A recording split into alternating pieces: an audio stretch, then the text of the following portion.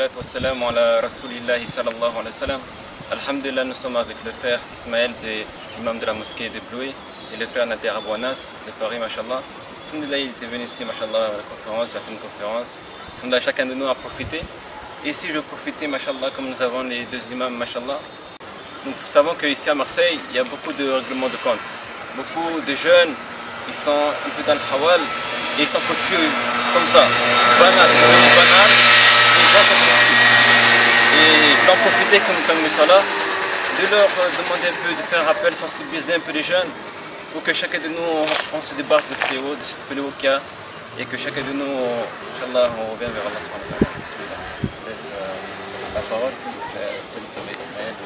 Salam alaikum wa rahmatullahi wa barakatuh. En effet, comme l'a rappelé notre frère, cette semaine, en l'espace d'une semaine, il y a eu 4 règlements de compte, dont juste à côté à la sortie de la mosquée des Bleuets, en pleine Tarawih, juste après la prière de l'Isha, il y a eu un règlement de compte. Il y en a eu donc un le lendemain et 2 autres qui ont suivi dans le 14e, et malheureusement ce n'est pas la première fois que dans notre quartier il y a des règlements de compte. Simplement on rappelle le verset d'Allah Azza wa Jal dans lequel il dit dans le Coran: Min ajli dhalika katabna ala bani Israël annahu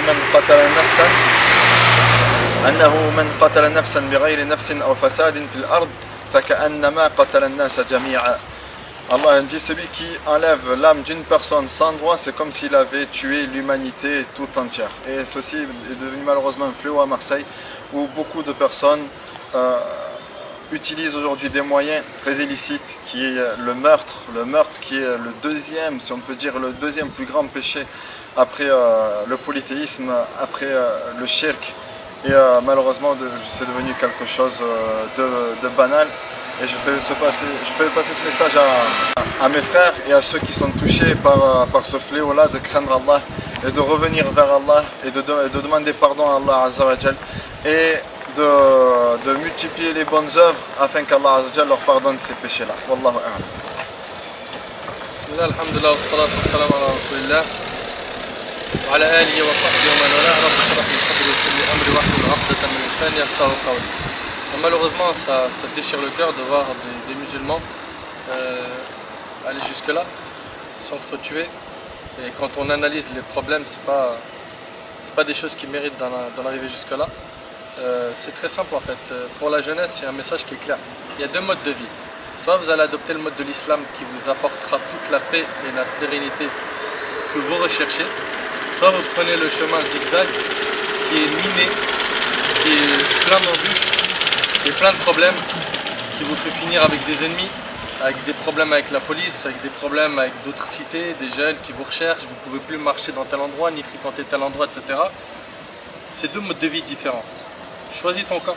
Choisis ton camp, parce qu'au final, là sur terre, toi tu penses que à ces règlements de compte, mais tu as oublié les règlements de compte du jour du jugement, sachant que le prophète alayhi salatu wassalam, il a dit les premières affaires qui seront jugées le jour du jugement, c'est les affaires de sang. Les affaires de sang. Celui qui a tué injustement, la victime dira: Ya Allah, demande à un tel pourquoi est-ce qu'il m'a tué injustement.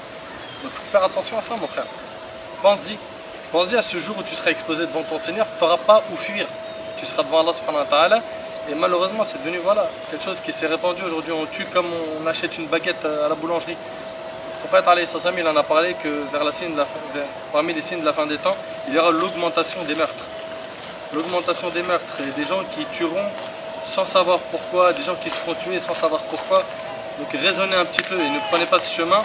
Et sachez une chose, si jamais vous avez été, vous ou quelqu'un de vos proches, victime d'une de ces injustices, ces histoires de vengeance ne finiront pas les problèmes. Il faut qu'il y en ait un qui dise stop, je ne me vengerai pas, je laisse tomber le truc pour que ça s'arrête. Tant qu'il y a quelqu'un pour faire continuer le processus de la vengeance, c'est très simple, une vengeance amène une autre. Toi, tu vas te venger pour ton frère ou quelqu'un de ta famille ou de tes potes qui a été tué. Tu vas aller tirer de l'autre côté.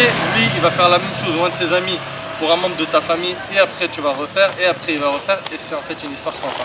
Donc réfléchissez un petit peu, raisonnez. Essayez de sortir de ce gouffre et allez de l'avant. Essayez de vous construire une vie halal, une vie qui satisfait Allah subhanahu wa ta'ala, où vous allez travailler dans le halal, même si tu ne vas pas gagner comme ce que tu gagnes dans le haram. Tu vas te marier, tu vas être posé, tu fais tes prières, tu restes un adorateur, un vrai serviteur d'Allah subhanahu wa ta'ala, et pas un serviteur de tes passions illicites et des fréquentations mauvaises. repentez-vous, comme l'a dit mon frère Ismaël, hafidahullah. Repentez-vous, revenez vers Allah. C'est le mois de Ramadan, c'est un mois où justement les cœurs ils sont normalement ouverts pour le rappel. Pourquoi vos cœurs jusqu'à maintenant ils n'arrivent pas à s'ouvrir pour le rappel? Vous n'arrivez pas à vous connecter à votre religion bien comme il faut, comme Allah subhanahu wa ta'ala le demande. Qu'Allah subhanahu wa ta'ala nous facilite ainsi qu'à vous de pouvoir nous réformer. Ce message, c'est un message d'amour et pas un message de haine. On est là pour dire que ces gens-là sont voués à l'échec toute leur vie, ils iront en enfer, etc. Non, absolument pas. Simplement, on vous tend une main pour que vous essayez de raisonner, de réfléchir sur votre vrai sort qui sera celui après la mort. Qu'Allah subhanahu wa ta'ala vous facilite de prendre les bons choix et les bonnes décisions. Et Inch'Allah, vous ne trouverez que du bien en délaissant le chemin du haram, le chemin de la cité, des bagarres, des embrouilles, de la vente, de la drogue, etc. Vous serez apaisé intérieurement et vous en rappellerez du jour du jour que c'est ça. En abandonnant ce monde, vous aurez trouvé votre salut. Qu'Allah Azzawajal accepte de nous et de vous et qu'Allah subhanahu wa ta'ala facilite à nos frères de se repentir. وهذا والله تبارك وتعالى أعلى وأعلم سبحانك اللهم وبحمدك أشهد أن لا إله إلا أنت أستغفرك وأتوب إليك بارك الله فيكم جميعا والسلام عليكم ورحمة الله وبركاته.